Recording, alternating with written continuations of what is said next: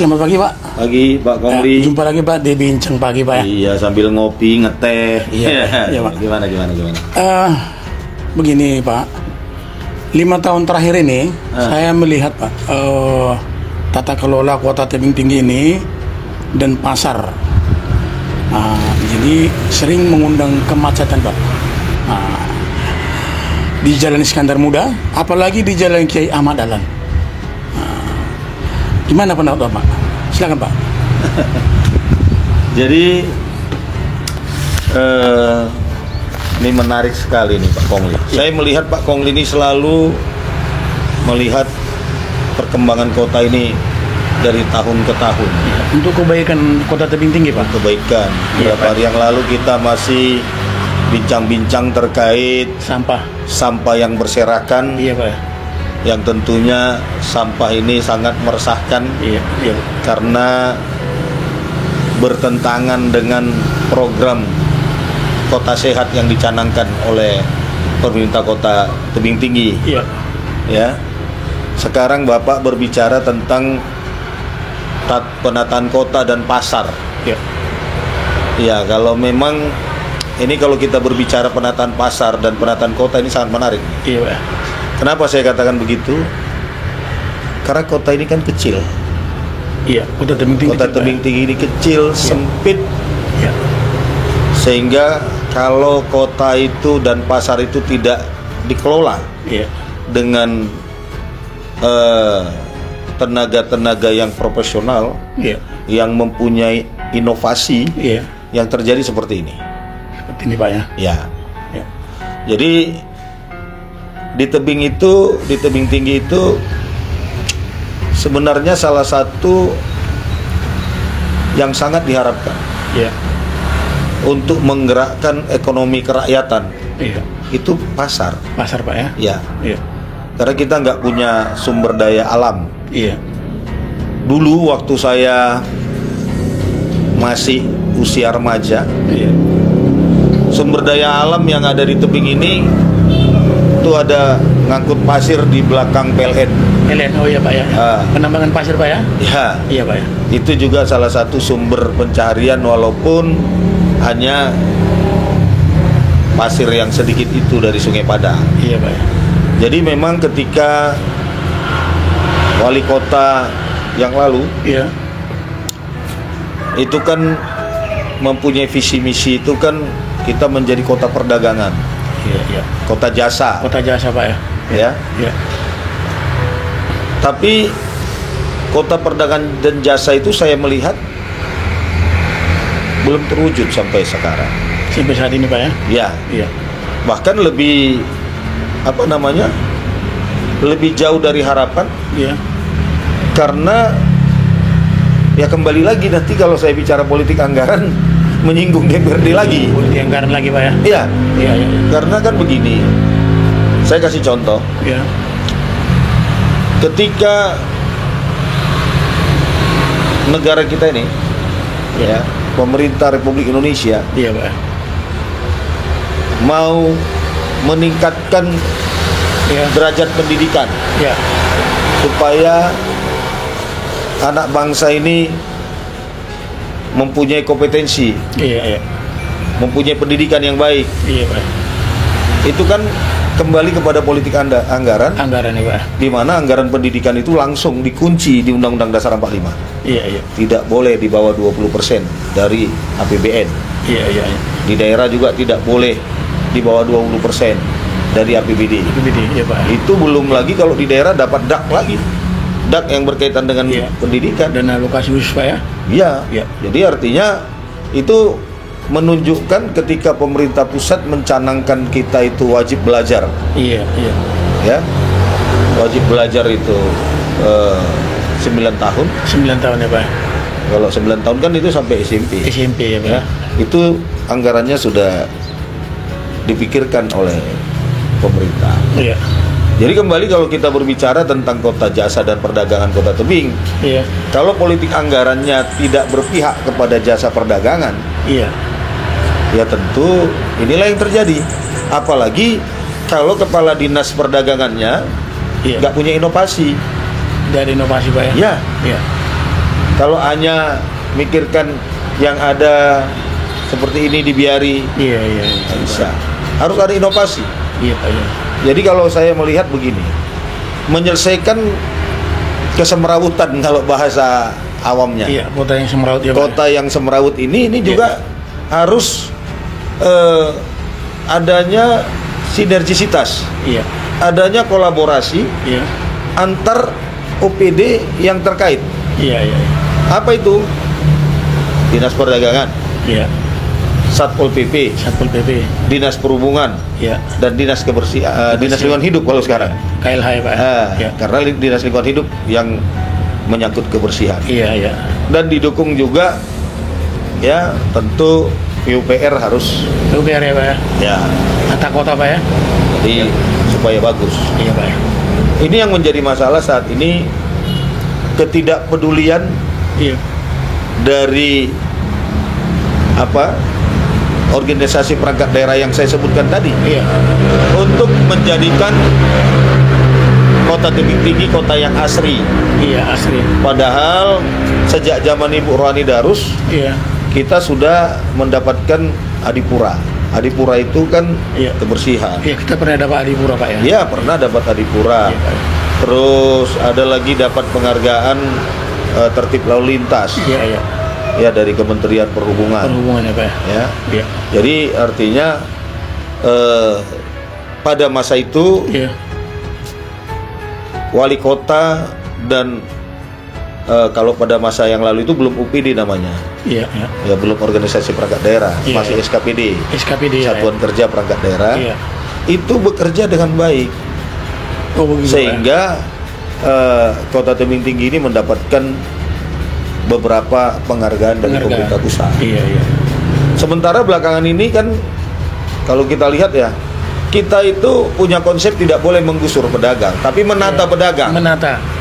Ya. Menggusur tidak boleh, Pak ya. Boleh. Karena merugikan, Pak. Ya, karena sumber daya kita ini kan dalam bidang ekonomi kan yang diharapkan kan dari pedagang. Pedagang ya, Pak ya. Makanya ketika dulu saya menjadi anggota dewan, saya itu kan dikenal dengan pembela pedagang kaki lima. Iya. Gitu. Ya.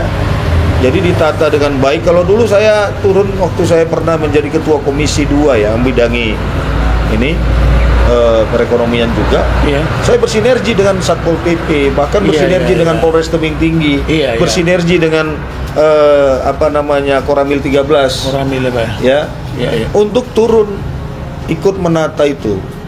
Kalau sekarang coba lihat, memang yang Pak Kongli bilang tadi, Jalan Iskandar Muda tepatnya mulai dari kita persimpangan Tamrin itu terus menuju ke Asrama Polres itu. Asrama Polres ya. Waduh, Pak.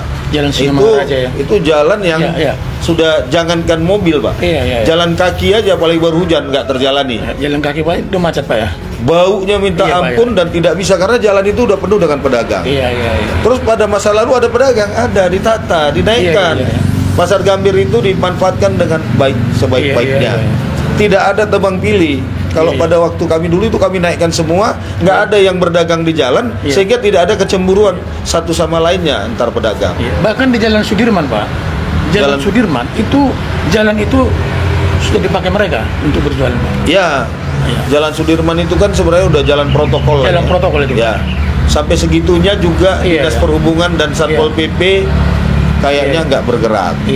Jadi yang lebih parah lagi itu ada jalan dahlan yang dikenal dengan Congapi itu. Congapi ya, Pak ya? Ya, kalau kita masuk Senangin, dari ya, Pak ya?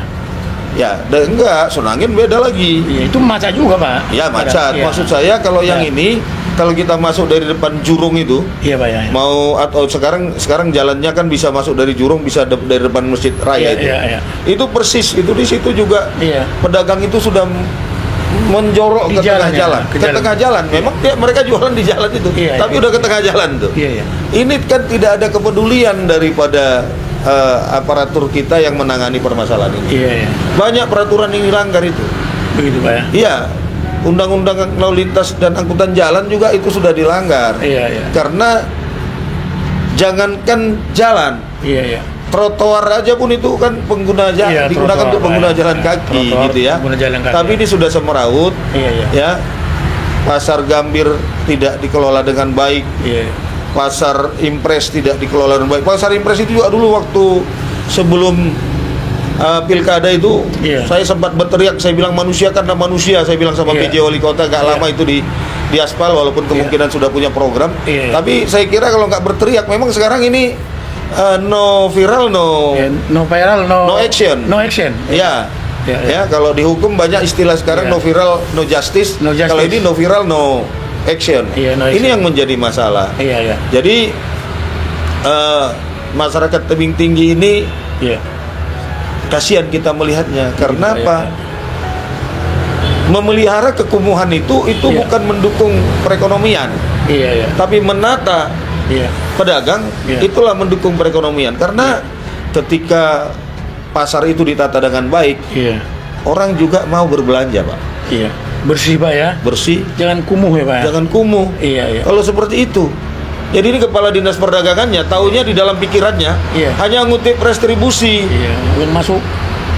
Ngutip restribusi, pikirnya bangga kali kalau udah restribusi itu dikirim menjadi PAD. Bukan.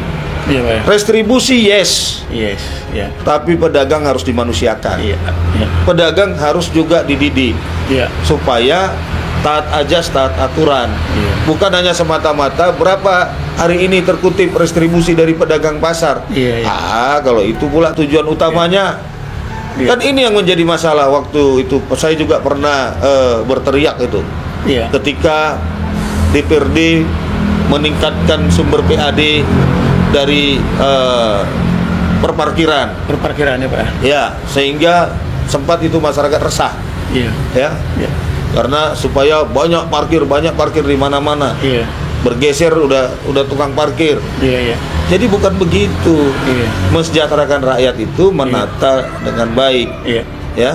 Seperti itu. Jadi memang dulu juga ada dibangun pasar induk di Jalan AMD, Jalan Jaksa, Jalan AMD itu, Pak ya. Ada lagi pasar-pasar kecamatan. Ini dulu dibangun juga tanpa perencanaan yang baik. Pas udah Jakarta, Pak, pada ngilir.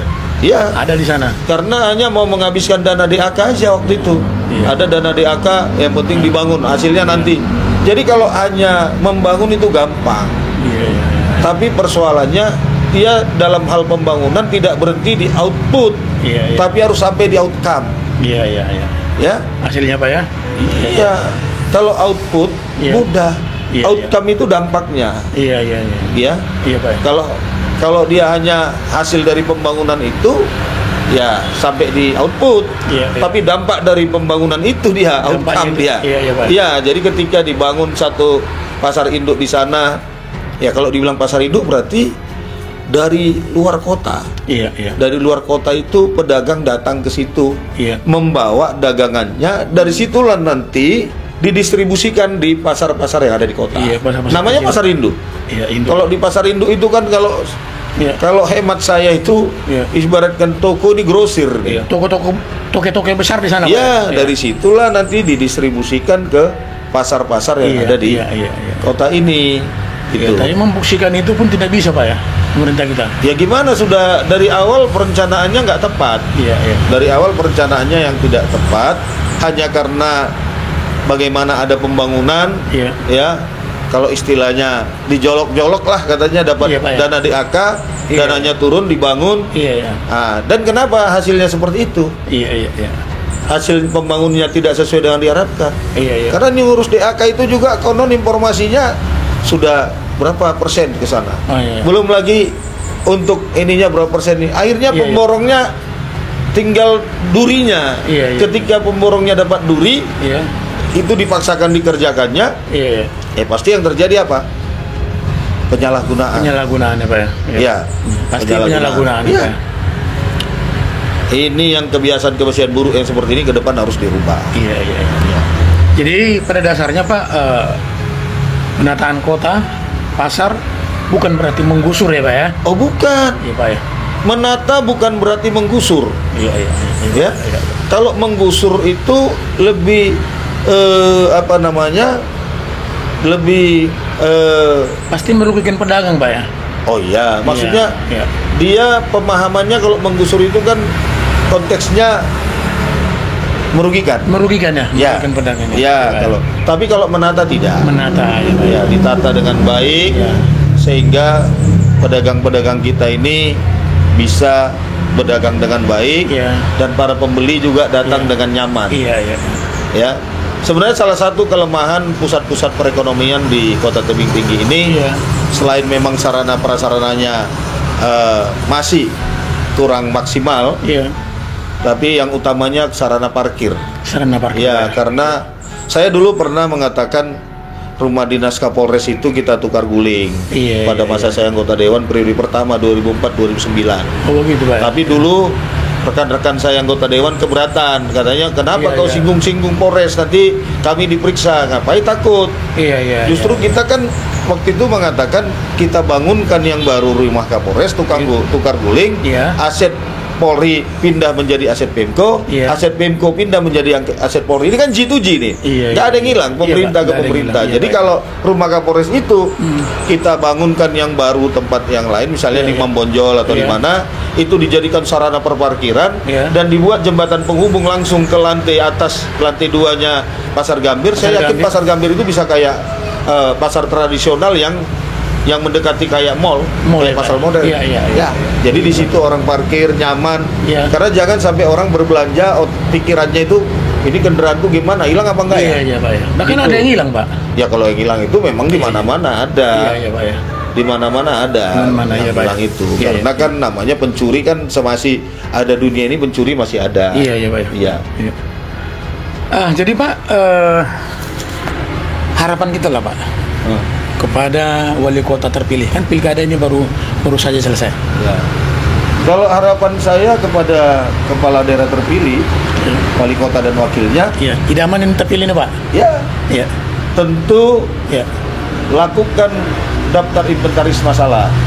Oh itu Pak apa aja masalah-masalah yang ada di Tebing Tinggi, supaya dilakukan pemetaan mana yang harus didahulukan. Jadi skala prioritas harus dibuat supaya masyarakat Tebing Tinggi ini bisa merasakan adanya satu perubahan. Jadi kita kan selalu banyak mau perubahan tapi nggak pernah berubah-ubah.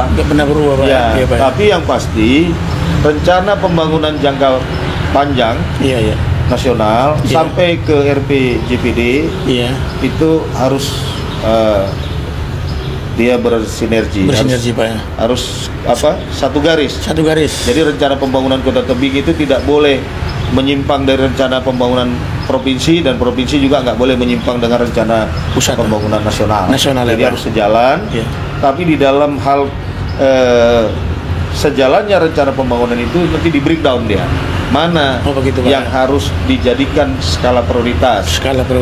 Kalau kita kan sebenarnya Tebing ini utamanya kan kemiskinan yang luar biasa. Kemiskinan Pak Karena di kotanya ini sebenarnya kalau nggak di kota udah ini masih banyak istilah kemiskinan yang ekstrim.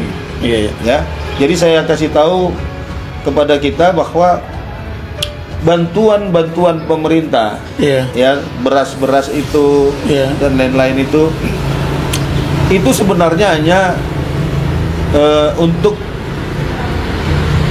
mengatasi kesulitan sementara. Jadi itu hanya bentuk intervensi dari pemerintah mengatasi kesulitan sementara. Tapi yang utamanya bagaimana? Bagaimana rakyat ini kantongnya berisi gitu Pak bukan mengharapkan bangga kali menunggu bantuan pemerintah. Kalau nggak dapat bantuan ribut diributi keplingnya, diributi kepala kelurahannya. Apalagi sempat kepling sekarang ini kan banyak juga kepling ini katanya Pak yang pilih kasih. Kalau nggak mau kemauan kepling dia terima bantuan dihilangkan. Nah ini jangan terjadi. Janganlah gitu. Tapi yang pasti saya meminta kepada wali kota terpilih lakukan daftar inventaris masalah, mana skala prioritas yang harus diselesaikan, buat regulasi yang benar, dan tidak kalah pentingnya, tempatkanlah nanti kepala UPD yang betul-betul memahami kerjanya sesuai dengan visi misi wali kota ini. Karena kan visi misi itu kan maksimal 6 bulan harus sudah diperdakan. Jadi itu nanti menjadi acuan atau pedoman yang akan digunakan pemerintah Kota Tebing Tinggi 5 tahun ke depan. Oh begitu Pak. Seperti itu. Oke, cukup menarik Pak perbincangan kita pagi ini. Ya. Kiranya apa yang Bapak sampaikan, jelaskan cukup jelas Pak ya. Ya. Bagaimana menata kota, bagaimana harapan kita kepada wali kota terpilih, Ya. idaman, Ya. Iman Irdian Mukming Tambunan. Semoga terwujud ya Pak ya. Saya yakin yang penting ada kemauan. Iya. Dan seperti yang saya bilang yang lalu waktu saya ikut mengantarkan pendaftaran di KPU, Iya. Tebing Tinggi ini kota yang majemuk. Iya, iya. Jadi semua potensi Iya. harus dirangkul. Dirangkul ya Pak ya. Dalam hal penempatan kepala UPD, Iya Pak ya. juga jangan menumpuk dari satu suku saja. Iya. Tapi semua suku yang ada di kota Tebing Tinggi ini yang memang pantas dia dijadikan pejabat, jadikanlah. Yang punya kemampuan Pak ya. Ya, karena Kalian ya. oh iyalah harus punya kemampuan. Jangan yang sifatnya menjilat. Iya Pak. Yang sifatnya asal dibilang belum siap, nanti wali kota ngomong siap Pak. Belum siap wali kota ngomong siap Pak. Ya. Ini ABS Pak ya. Hah? ABS istilahnya. ABS ini. Iya Pak ya. Ya, kalau yang kayak gitu tunggu aja kehancuran lagi kota ini kalau Pak. masih menggunakan orang-orang kayak gitu. Iya. Ya, saya kira itu. Oke, terima kasih Pak Bala. Terima kasih. Jumpa lagi Pak di Minum kopi lu, minum kopi. bincang pagi berikutnya. Ya, minum kopi. Ya, terima kasih.